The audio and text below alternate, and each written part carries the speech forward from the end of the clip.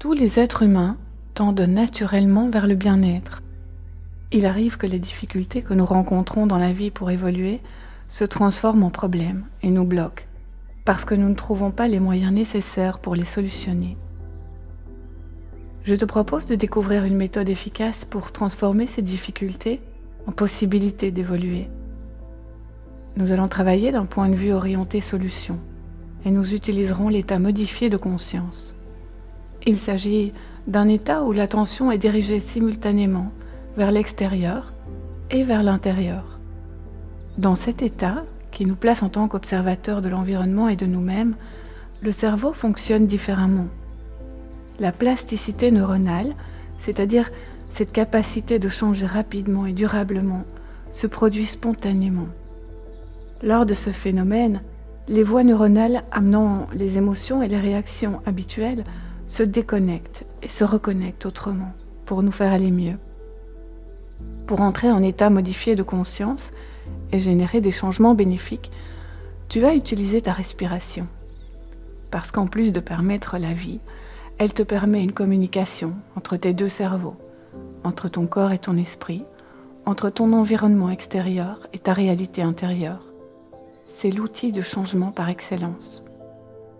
Chaque fois que tu respires, sans que tu t'en rendes compte, des tas de changements profonds, invisibles, fondamentaux, se font de manière naturelle et bénéfique. L'air arrive à toutes les parties de toi. Toutes tes cellules vont prélever l'oxygène et l'utiliser pour grandir, évoluer, se multiplier. Nous avons cette capacité naturelle à changer, à nous adapter, à nous purifier. Nous savons déjà garder à l'intérieur de nous ce qui nous fait du bien, qui nous fait grandir, et rejeter à l'extérieur ce qui est inutilisable ou toxique si ça restait dedans, comme le dioxyde de carbone. On dit que si nous possédons une capacité au niveau physiologique, alors nous la possédons dans toutes les parties de nous. Tu n'as rien à faire pour respirer. Ton corps respire tout seul. C'est un instinct que tu ne peux pas empêcher et qui t'assure un équilibre, une harmonie à l'intérieur de toi. Les instincts ont souvent été considérés comme mauvais dans cette société. Pourtant, ils assurent notre survie. Nous avons appris à les réprimer et à les considérer comme quelque chose de sale ou à les opposer à la raison. Et c'est de là que viennent de nombreuses difficultés. Plus on réprime un instinct, plus il s'exacerbe et nous mène à adopter un comportement inadéquat ou déviant. La colère, par exemple, est l'exagération de l'irritation. Et l'irritation est cet instinct qui nous prévient que quelque chose nous agresse. Quand on écoute son instinct, on devient sage. On parle d'intuition aussi, de sagesse intérieure.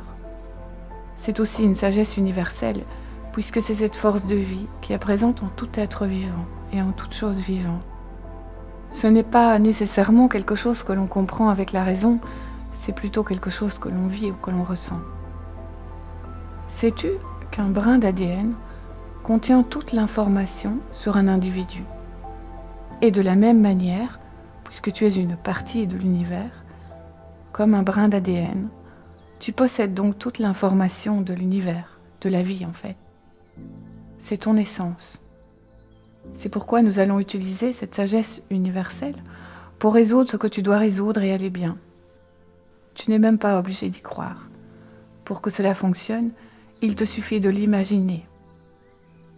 On sait aujourd'hui que ce que nous imaginons est plus fort que ce que notre cerveau rationnel reconnaît comme réalité. Pour que ces techniques soient efficaces, il est important d'avoir une réelle motivation à aller bien, de ne pas faire d'efforts, même pas pour te détendre, c'est inutile. Il s'agit simplement d'observer ce qui se passe pendant l'exercice, comme si tu regardais un film. Il est important de ne pas avoir d'idées préconçues sur ce qui devrait apparaître durant l'exercice. Et aussi de pratiquer ces exercices uniquement pour toi-même, sans les reproduire pour quelqu'un d'autre. Je te propose maintenant de passer à l'exercice.